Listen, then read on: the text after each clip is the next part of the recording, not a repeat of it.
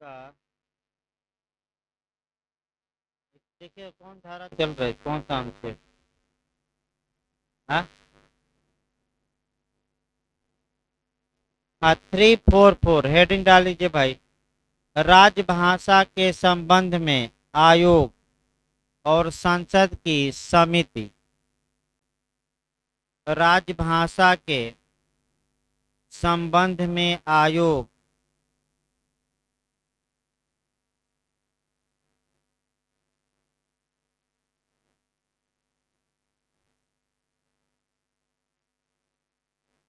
लिखिए। यह इस आयोग का गठन लिखिए। इस आयोग का गठन भारत के राष्ट्रपति द्वारा किया जाता है। इस आयोग का गठन भारत के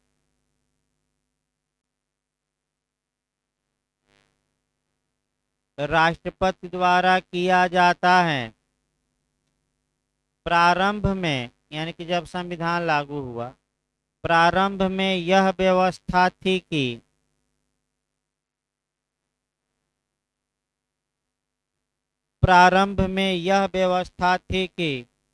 भारत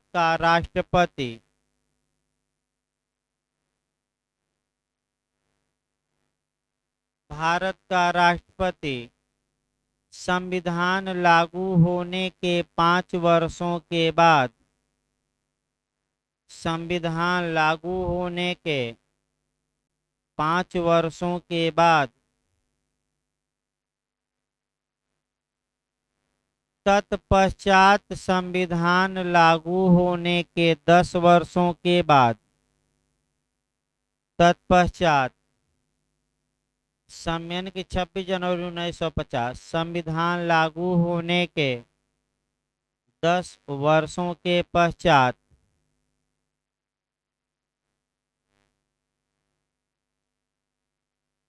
राजभाषा आयोग का गठन करेगा।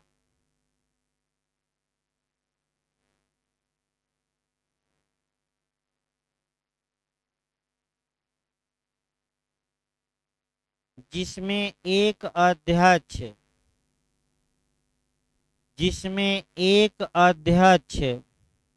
तथा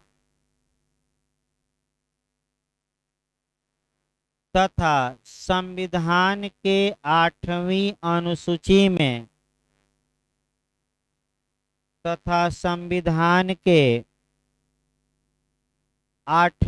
अनुसूची में जितनी भाषाएं दी गई हैं,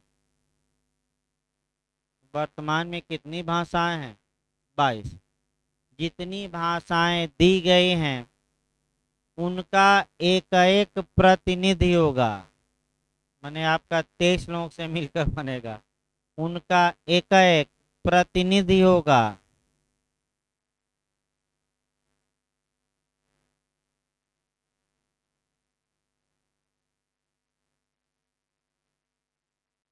इसके बाद लिखिए अध्याय 2 हेडिंग डालिए भाई। इतना ही पढ़ना रहता है।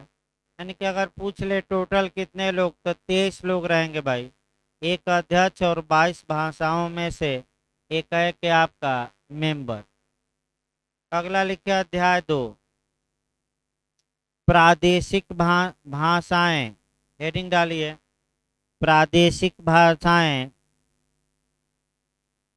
आपका 345 से 347 345 से 347।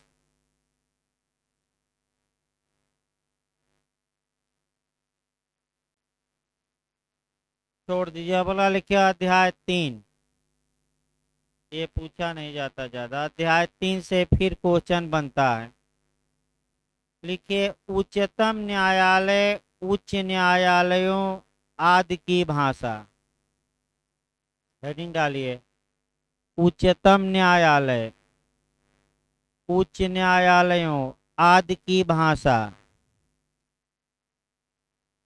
अनुच्छेद 348 से लेकर 349। अनुच्छेद 348 से लेकर 349 यानी कि केवल इस अध्याय में 2 अनुच्छेद हैं। लेकिन यहाँ से आपका क्वेश्चन बनता है भाई। पहला क्वेश्चन आपका जो बनता है वह आपका उच्चतम न्यायालय की भाषा बनती है, हाई कोर्ट की भाषा। तीसरा क्वेश्चन जो लोअर कोर्ट है यानी कि आपका आपराधिक मामलों में कोर्ट ऑफ सेशन यानी कि सत्र न्यायालय और उससे नीचे के न्यायालय मजिस्ट्रेट भी जिसमें शामिल हैं, अधीनस्थ न्यायालय कहे जाते हैं। जबकि सिविल मामलों में डीजे या जिला न्यायालय और उसके नीचे के न्यायालय अधीनस्थ न्यायालय कहे जाएंगे। तो थोड़ा बहुत सतर्क रहना, ऐसा क्वेश्चन आपका उत्तराखंड में भी आ चुका है और आपका यूपी में भी और आपका एमपी में भी कई जगह आया है। क्वेश्चन का मॉडल देखिए, पहले बता दिया जाए आपका। क्वेश्चन का मॉडल बताया जाए तब 348 बताया जाए। उच्चतम न्यायालय की भाषा संविधान से गवर्न होती है और किस आर्टिकल से? 348। उच्च न्यायालयों की भाषा भी सीपीसी सीआरपीसी से नहीं बल्कि संविधान से गवर्न होगी। और अनुच्छेद याद रखना, एक ही अनुच्छेद है 348। लेकिन जो सबऑर्डिनेट आपका चाहे क्रिमिनल मामला हो या सिविल मामला, उसमें जो अधीनस्थ न्यायालयों की भाषा होगी, अब यहीं पूछा जाता है कि किसकी भाषा का निर्धारण स्टेट गवर्नमेंट करती है। तो हाई कोर्ट सुप्रीम कोर्ट नहीं, किसकी भाषा? अधीनस्थ न्यायालयों की। यानी कि क्रिमिनल मामलों में सबऑर्डिनेट कोर्ट कौन होगा? तो कोर्ट ऑफ सेशन। और इसका प्रावधान संविधान में न करके सीआरपीसी में किया गया है। तो दो क्वेश्चन यहाँ बनता है कि आपराधिक मामलों में अधीनस्थ न्यायालयों की भाषा कौन निर्धारित करेगी? राज्य सरकार। क्रिमिनल मामलों में सीआरपीसी की किस धारा में ये प्रावधान है? तो 372। कौन सी धारा? सेक्शन भी उत्तराखंड बनाया है, कौन सी धारा? सीआरपीसी 372। हाँ 272 है भाई, देखिए आपका 272 है भाई, 272 272। और सीपीसी में यही अगर पूछे कि सिविल मामलों में अधीनस्थ न्यायालयों की भाषा का निर्धारण वो भी स्टेट गवर्नमेंट करती है। शायद सेक्शन 137 है क्या, याद नहीं आ रहा है भाई। देखिए सीपीसी में याद नहीं आ रहा है आपका, शायद 137 है, लेकिन क्लियर नहीं, हमें थोड़ा बहुत कंफ्यूजन हो रहा है।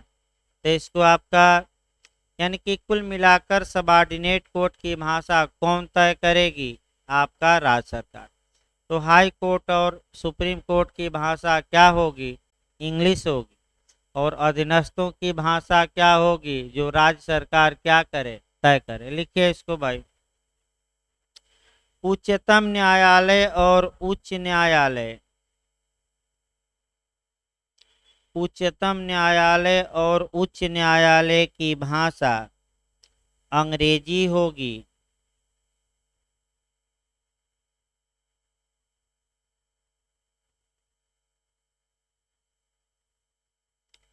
लेकिन किसी उच्च न्यायालय की कार्यवाही में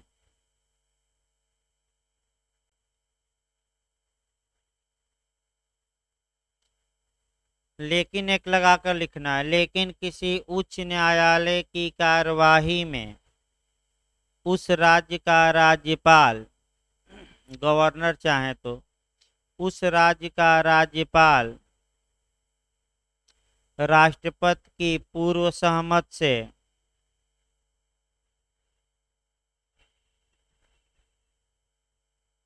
राष्ट्रपति की पूर्व सहमत से हिंदी भाषा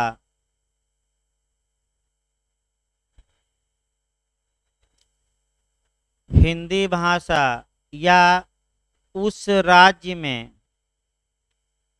शासकीय प्रयोजनों के लिए, यानी सरकारी कार्य के लिए, उस राज्य में शासकीय प्रयोजनों के लिए प्रयोग होने वाली किसी अन्य भाषा का, प्रयोग होने वाली किसी अन्य भाषा का प्रयोग प्राधिकृत कर सकता है।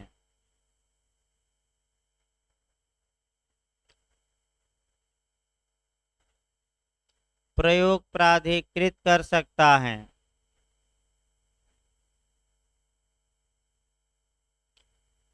यानी कि इसका मतलब ये हुआ कि उच्च न्यायालय में हिंदी भाषा में काम हो सकता है या अन्य भाषा में, लेकिन बहुत कड़ा नियम है आपका। इसके लिए राज्यपाल किसकी पूर्व सहमत लेंगे? राष्ट्रपति की। और अधिसूचना जारी करेंगे कि हाई कोर्ट में जो कार्य होगा, बहस होगी, वह आपका हिंदी में या अन्य किसी उस राज्य की शासकीय भाषा में हो सकती है, माना शासकीय भाषा जो उस राज्य की है। लेकिन आपका कड़ा नियम है, कैसे होगा? जबकि राज्यपाल किसकी पूर्व सहमत से घोषणा करते हैं? राष्ट्रपति की। ये पूछ सकता है।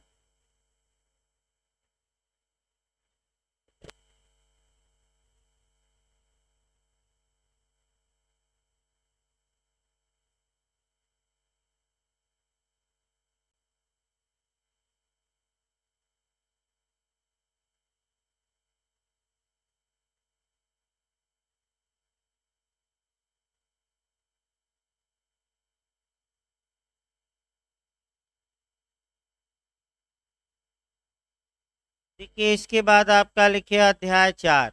अध्याय 4 से भी एक क्वेश्चन प्री में बन जाता है। विशेष निर्देश, स्पेशल डायरेक्शन कह सकते हैं।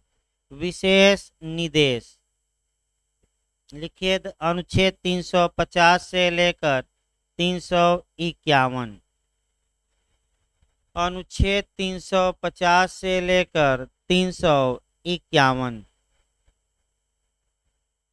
यहाँ से एक लाइन का क्वेश्चन बनता है प्री में, लेकिन बनता ज़्यादा है, इसमें कोई शक नहीं, आईएएस तक में बनता है। लिखिए भाई आपका 350 लिखिए अनुच्छेद। व्यथा के निवारण के लिए, माने शिकायत के निवारण, व्यथा माने वही जो पीड़ित हैं व्यक्ति, व्यथा के निवारण के लिए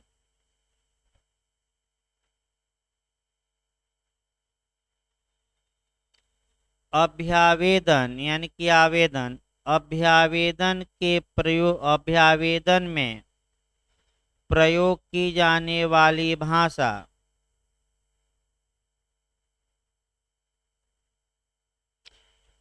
प्रयोग की जाने वाली भाषा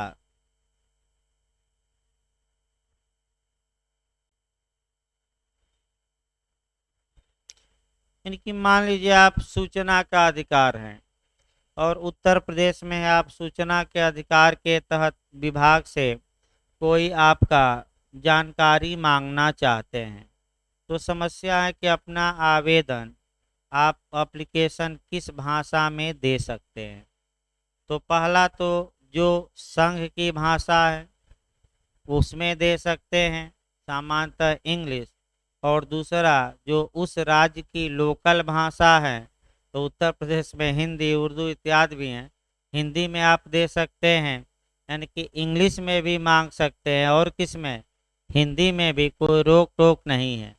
बस एक लाइन बस ये कहा गया है कि या तो संघ की भाषा या उस राज्य में जो आपका, उस राज्य में जो शासकीय भाषा है उस भाषा में भी आप आवेदन दे सकते हैं। लिखिए भाई एक लाइन इसमें, व्यथा के निवारण के लिए,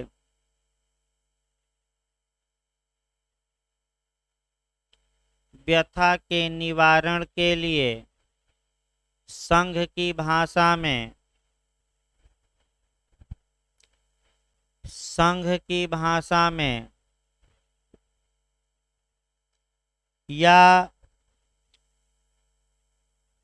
राज्य में प्रयोग होने वाली भाषा में, या राज्य में प्रयोग होने वाली भाषा में अभ्यावेदन दिया जा सकता है। अभ्यावेदन दिया जा सकता है।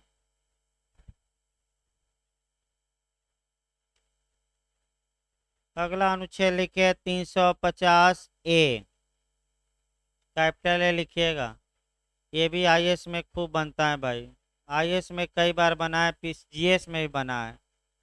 लिखिए प्राथमिक स्तर पर मातृभाषा में शिक्षा की सुविधाएं।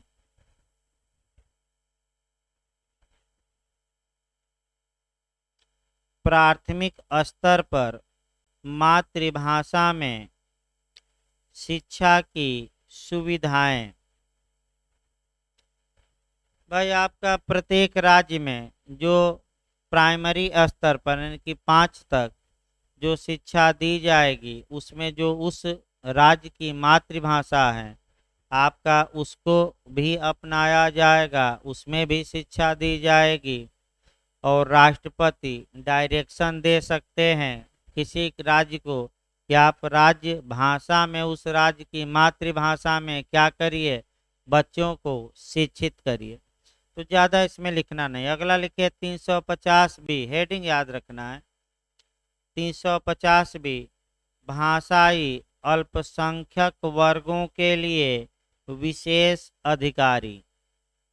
भाषाई अल्पसंख्यक वर्गों के लिए विशेष अधिकारी। बस एक क्वेश्चन बन सकता है कि जो अल्पमत में है भाषा में, मामले में भाई आपका संख्या में नहीं, भाषा में, उनके भाषा के विकास इत्यादि के लिए उनकी भाषा गायब न हो जाए, इसके लिए आपका भारत का राष्ट्रपति चाहे तो एक विशेष अधिकारी क्या कर सकता है, नियुक्त। बस एक लाइन लिखिए। इसके लिए भारत का राष्ट्रपति भाई दूसरा नहीं नियुक्त करेगा, एक विशेष अधिकारी नियुक्त करेगा। करेगा लिखिए भाई, सकेगा नहीं। इसके लिए भारत का राष्ट्रपति एक विशेष अधिकारी नियुक्त करेगा। करेगा मैंने बाध्य है। अब आइए अनुच्छेद 351, हिंदी भाषा के विकास के लिए निर्देश।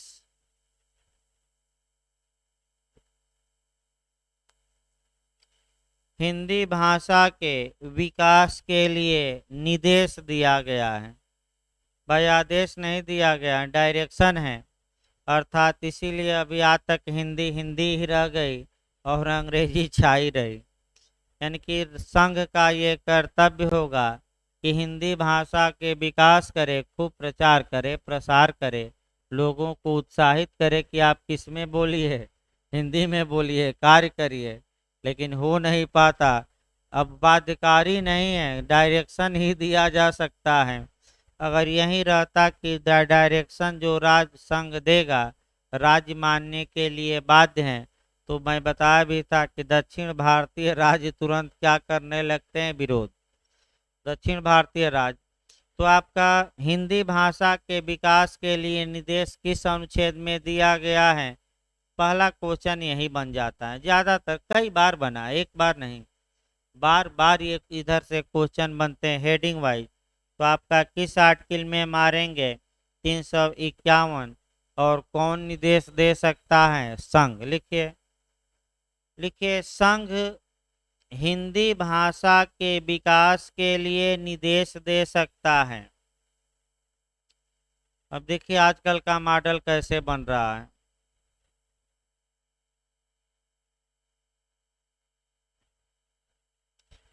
अब मॉडल ये बनता है कि संघ दे सकता है, राष्ट्रपति दे सकता है, संसद दे सकती है, इनमें से कोई नहीं। तो इसी में लोग भ्रम जा रहे हैं, जो झारखंड का मॉडल बना। संघ देगा कि संसद देगी कि राष्ट्रपति देगा, तो कौन देगा? संसद नहीं, आपका राष्ट्रपति नहीं, बल्कि कौन? यूनियन, यानी कि संघ। और संघ के हेड आपका आपका मंत्रिपरिषद भी है, राष्ट्रपति भी हैं, तो सरकार देगी कुल मिलाकर। इस प्रकार एक अनुच्छेद अभी छूटा रह गया, उसको हम देख लेंगे, देख नहीं पाए कुछ कारणों से। इस प्रकार आपका इधर जो पूछल्ले थे काफी समाप्त हो गए इधर 1 हफ्ता 10 दिन में, और ये काफी काम करेंगे आगे पूछल्ले अनुच्छेद। अब आइए, इधर 2 चैप्टर बड़े हैं। एक तो आपका आपात उपबंध, यानी कि इमरजेंसी प्रोविजन, जो अनुच्छेद 352 से लेकर और 360 तक है। और दूसरा आपका आर्टिकल बचा है 368, जो आपका काफ़ी महत्वपूर्ण है और पूरे संविधान का कंसेप्ट भी बनाता है। लगभग पूरे संविधान का एक कंसेप्ट, संविधान का संशोधन बनाता है। तो ऐसी दशा में अब इधर के जो चैप्टर हैं पूरी तरह निपटा दिया जाए। अब इधर के चैप्टरों में 2-3 दिन लगेगा, लेकिन पहले आपका भूमिका देखिए और तब आपका अन्य चीज़ें पढ़ाई जाए। देखिए, भारत का आपका एकदम जब शुरुआत करिएगा तो एकदम शुरुआती दौर से पढ़िएगा। भारत कैसा देश है, कैसा राज्य है? तो भारत यूनियन ऑफ स्टेट हैं, यानी कि राज्यों का संघ है। भाई परिसंघ न मार दीजिएगा, कई बार आईएएस में भी जीएस में भी पूछा है। फेडरल या परिसंघ शब्द का प्रयोग संविधान के किस अनुच्छेद में दिया गया है? तो कहीं नहीं दिया गया है। हम पढ़ाएंगे आगे, अभी तो भाई शुरुआत हो रही है संविधान की। लेकिन भारत में आपका कई लोग माने इंटरव्यू देने वाले भी पूछते रहते हैं कि भारत की परिभाषा कहाँ है, या भारत शब्द कहाँ आया है। अरे तो भाई अगर आप पहला ही पन्ना खोलते, पहला ही अनुच्छेद खोलते और पहले अनुच्छेद का पहला खंड खोलते, तो आपको मालूम हो जाता कि अनुच्छेद 1 के क्लाज 1 में ही आपका स्पष्ट लिखा गया है भारत अर्थात इंडिया। तो इंडिया शब्द को हटाने के लिए याचिका भी हुई, लेकिन सुप्रीम कोर्ट ने कहा कि इसका ऐतिहासिक मने दृष्टि से महत्व है, अतः हम हटा आदेश देने से इनकार करते हैं और भारत अर्थात इंडिया। तो इंडिया क्यों बोला जाए? तो भाई अंग्रेज आए तो इंडिया बोलने लगे, और प्राचीन काल से क्या बोला जाता था? भारतवर्ष। तो हुआ कि दोनों रख दीजिए और दोनों साथ साथ चलेगा। तो इंग्लिश में लोग इंडिया बोलने लगे और हिंदी में क्या? भारत। ये लोग माने जो व्यवहार में है, हिंदी में भारत और इंग्लिश में क्या बोलने लगे? तो आपका लिखा भी गया भारत अर्थात इंडिया। तो आपका कैसा स्टेट होगा? राज्यों का संघ होगा, यानी कि आपका यूनियन ऑफ स्टेट होगा। तो परिसंघ का प्रयोग संविधान में नहीं किया गया है, बल्कि यूनियन ऑफ स्टेट या राज्यों का संघ का प्रयोग किया गया है। और राज्यों का जो संघ है आपका कनाडा से प्रेरित है। कहाँ से? कनाडा। तो राज्यों का संघ का मतलब क्या हुआ? थोड़ा अच्छे समझिए, पूछा भी गया इंटरव्यू में भाई, फेडरल और आपका यूनियन ऑफ स्टेट में। तो आगे बताया जाएगा, यहाँ तो आपका भूमिका हमें बांधनी है इमरजेंसी की, और तब बताया जा रहा है। फेडरल यूनियन ऑफ स्टेट का मतलब हुआ कि संघ अविनाशी है। संघ अविनाशी का मतलब हुआ कि भारत अविनाशी है, अर्थात कोई व्यक्ति चाहे कि हम भारत के टुकड़े टुकड़े कर दें, ये संभव नहीं। दूसरा, राज्य विनाशी है। विनाशी का मतलब राज्य का अस्तित्व समाप्त किया जा सकता है। और सबसे अच्छा उदाहरण तो जम्मू कश्मीर राज्य था, जिसका अस्तित्व ही संसद ने कानून बनाकर क्या किया? समाप्त। और संघ शासित प्रदेश क्या किया? बना दिया। तो राज्यों का संघ का मतलब क्या हुआ, बस 2 लाइन याद रखिए। ये आईएएस में पूछा है, संघ अविनाशी और राज्य विनाशी। तो राज्यों का विनाश कौन कर सकता है, संघ। भाई संघ क्या है, जैसे विनाश कर दिया उत्तर प्रदेश का भी, और उत्तर प्रदेश से अलग हटाकर क्या बन गया, उत्तराखंड। तो विनाश ही तो हुआ आपका। राज्यों के संघ में राज्यों को संघ से अलग होने की शक्ति नहीं प्राप्त है। अब आइए रेल का डिब्बा देखा जाए, रेल का उदाहरण पहले आइए। जिस प्रकार आपका रेल का सबसे अच्छा उदाहरण रेल का बताया जाता है, इंजन लगा है तो इंजन को केंद्र मान लीजिए, संघ मान लीजिए, यूनियन मान लीजिए, और ये जो डिब्बे हैं ये क्या है, आपका राज्य। एक एक डिब्बा दूसरे डिब्बे से जुड़ा रहता है, लेकिन फिर भी उसका क्या रहता है, अलग अस्तित्व रहता है। और सभी डिब्बे किससे जुड़े रहते हैं, इंजन से। और डिब्बों को आगे बढ़ाने का कार्य कौन करता है, इंजन। लेकिन डिब्बों का स्वतंत्र अस्तित्व भी क्या रहता है, बना रहता है। सेम उसी प्रकार भारत में व्यवस्था है, ये जो डिब्बे हैं ये राज्य है, और इंजन कौन हो गया, संघ। और इंजन सबको क्या करता है, खींचता रहता है।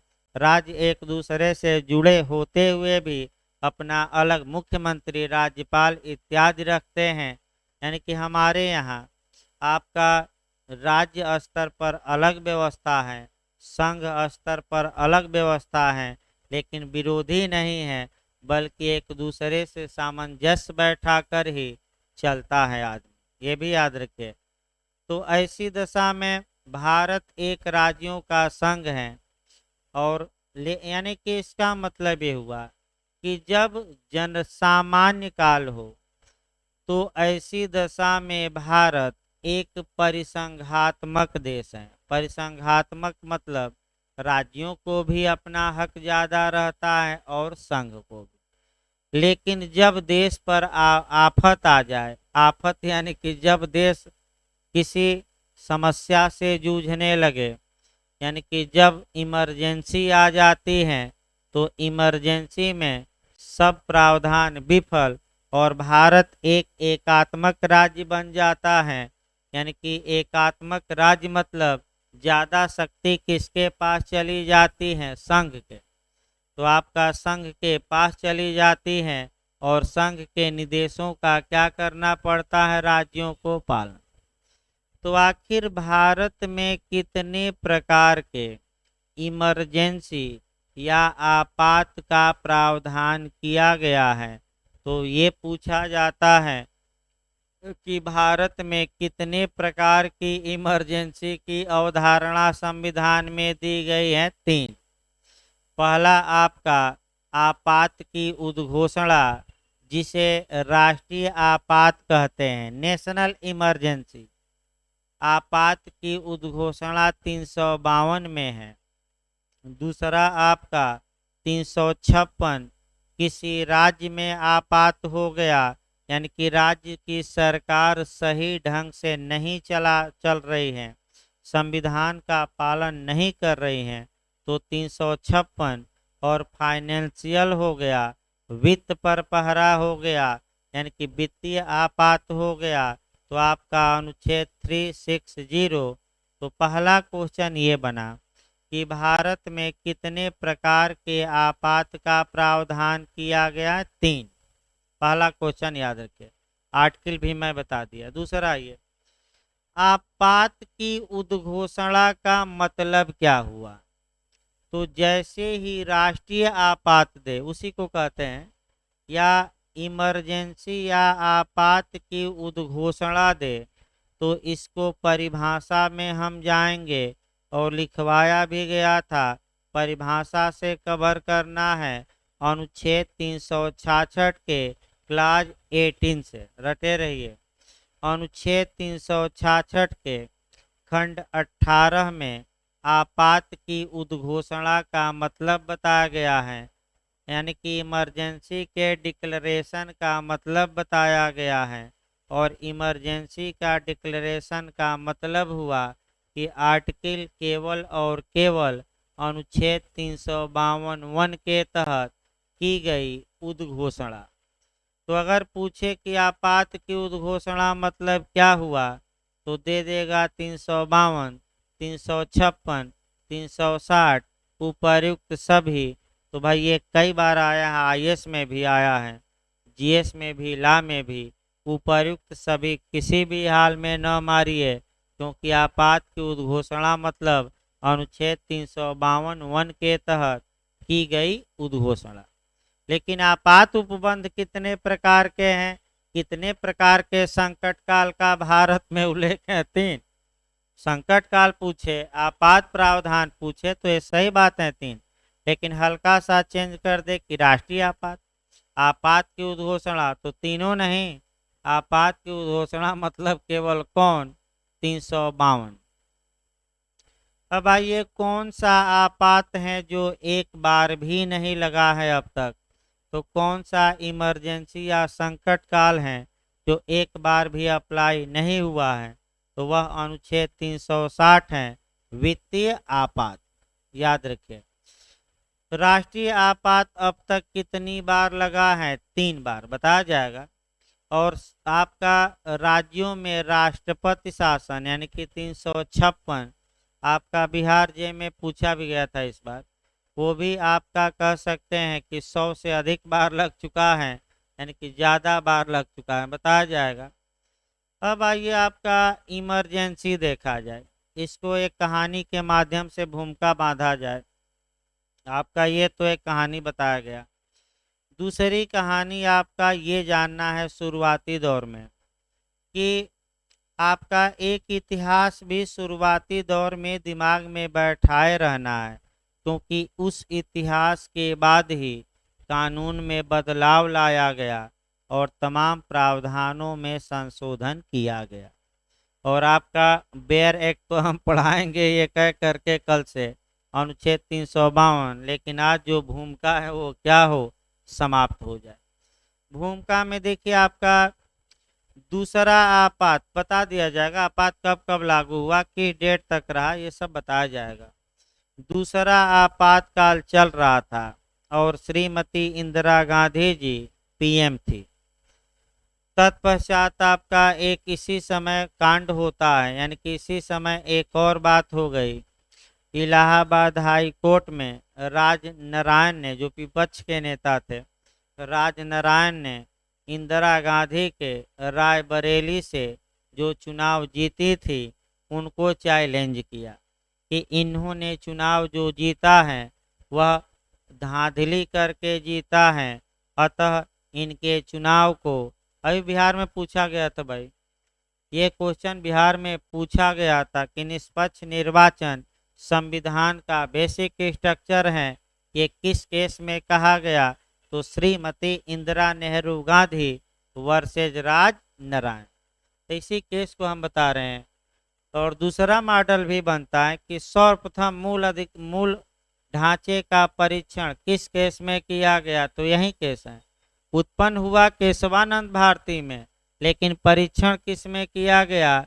आपका कह सकते हैं कि श्रीमती इंदिरा नेहरू गांधी वर्सेस राज नारायण। आगे डिटेल में हम बताएंगे, नहीं कि 2-3 दिन चलेगा।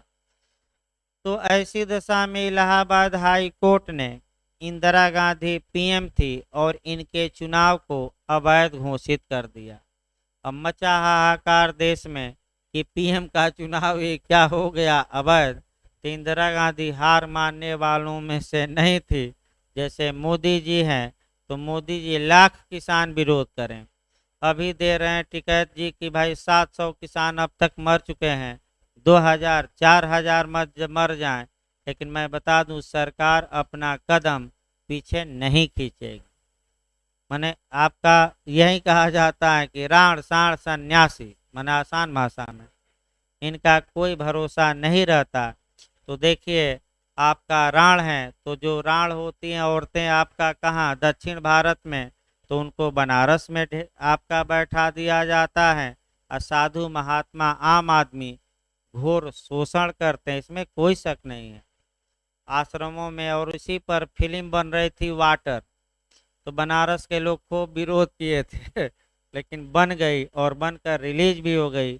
महिलाओं की दुर्दशा दिखाई गई है। और दूसरा, सांड भी प्रसिद्ध है बनारस में। गली गूचा है, सांड से बचकर कब टंकी पर चढ़ जाए और कह दे कि हमें बाप का दर्जा दीजिए, जब गाय को माँ मान रहे हैं तो हमें किसका दीजिए। और सन्यासी, तो सन्यासी का क्या भरोसा, यानी कि सन्यासी माने जिसके आगे पीछे कोई नहीं है, आगे नाथ न पीछे पगहा। तो बार बार मोदी जी यही तो कहते हैं कि मेरा क्या, मैं तो अकेला हूँ, सन्यासी हूँ, झोला उठाऊंगा, पीएम पद से हट जाऊंगा, चला जाऊंगा, कौन मेरे पास उत्तराधिकारी है कि वो संभालेगा।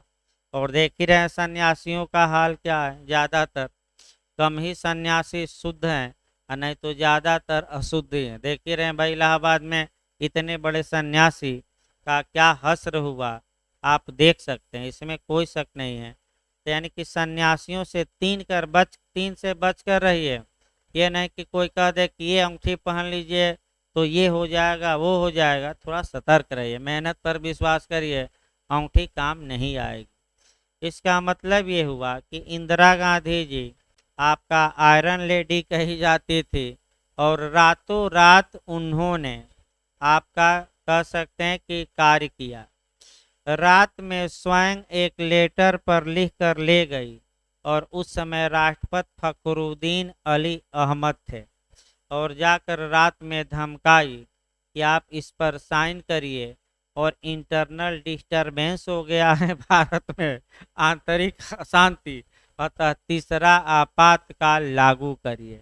और रातों किसी मंत्री संतरी को आपका कोई भनक नहीं लगी, और सुबह जगते ही आपका टीवी और रेडियो में आने लगा कि तीसरा आपातकाल आंतरिक अशांति के आधार पर क्या किया गया, लगा दिया गया, और केवल पीएम के कहने से लगाया गया था। तो एक क्वेश्चन और बनता है, आज्ञाकारी राष्ट्रपति कौन है, तो कौन है, फखरुद्दीन बेचारे का बाद में हार्ट अटैक हो गया, क्योंकि सदमा में आ गए कि हमने ये क्या कर दिया, नहीं साइन करते तो ठीक रहता।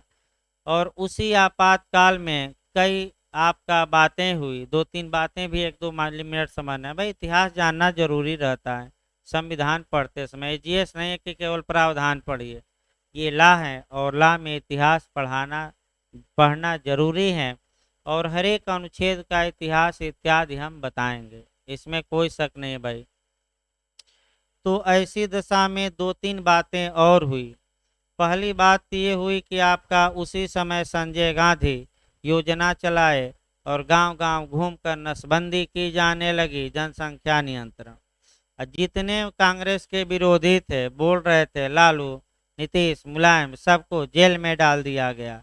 अब मोदी जी 2 साल के लिए फरार हो गए, यानी कि हिमालय में जाकर छुप गए, लेकिन फिर 2 साल बाद क्या हुए, नहीं गिरफ्तार हुए, और तमाम टार्चर किए गए, तमाम लोगों के अधिकारों को कुचल दिया गया, सुप्रीम कोर्ट में लोग गुहार लगाए, और देखिए आपका तीसरा आपातकाल लागू हो गया, और आपका सुप्रीम कोर्ट में श्रीमती इंदिरा गांधी ने अपील की, सुप्रीम कोर्ट ने आपका ये कहा, अब तो बदल गया था ज़्यादा, कि निष्पक्ष चुनाव ये भारतीय संविधान का बेसिक स्ट्रक्चर है, इसको संविधान में संशोधन करके भी बदला नहीं जा सकता।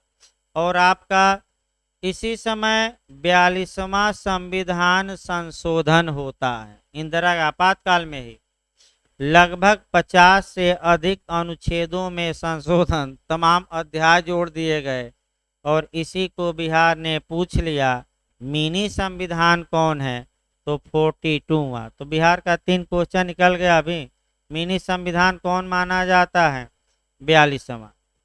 और आपका 42वां संविधान संशोधन है। अब आइए दूसरे एंगल से देखा जाए, जब इमरजेंसी राष्ट्रीय आपात 352 वाला लागू कर दिया गया, तो ऐसी दशा में लोगों के फंडामेंटल राइट को कुचला जाने लगा। तो कई हाई कोर्ट ने कहा कि अगर किसी व्यक्ति को अवैध रूप से गिरफ्तार किया गया है, तो हाबियस कार्पस की रिट जारी होगी। और कई हाई कोर्टों ने कहा कि जब मूल अधिकार ही नहीं है तो कहाँ से हाबियस कार्पस। तो एमपी हाई कोर्ट ने ये कहा कि भले आपातकाल लागू हो, फिर भी न्यायालय किसी व्यक्ति के बंदीकरण की वैधता की जांच कर सकता है। फिर इस मामले में अपील होती है सुप्रीम कोर्ट। केस याद रखिएगा, ADM Jabalpur versus Shivakant Shukla. ADM Jabalpur versus Shivakant Shukla. और आपका इसका उपनाम है हैबियस कार्पस वाला केस, बंदी प्रत्यक्षीकरण वाला केस।